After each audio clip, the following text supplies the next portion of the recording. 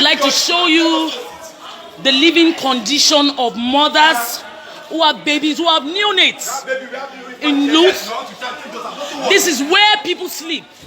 Now they made available a lodge. The lodge is not good enough. The lodge is in terrible and poor state. And as of this morning, mothers were thrown out without prior notice, without anything. So we're going to post this. This is the reason why I want this to go viral as much as possible. Repost, tag anybody you know. It just shows that the common man in Nigeria cannot get good health care.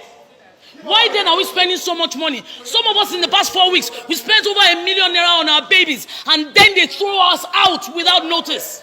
This is what happens. This is LUTH. This is the federal government hospital, LUTH. This is what it looks like. This is where people sleep. Mothers who just had babies.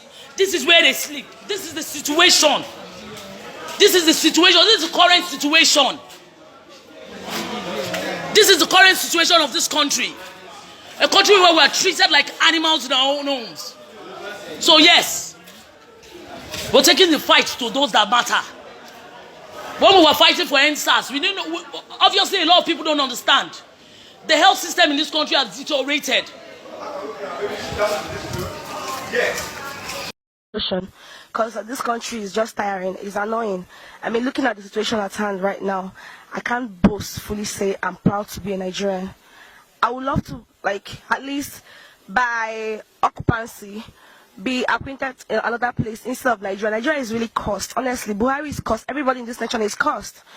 As far as I'm concerned, we need to start afresh. We need to pack all these people and burn them.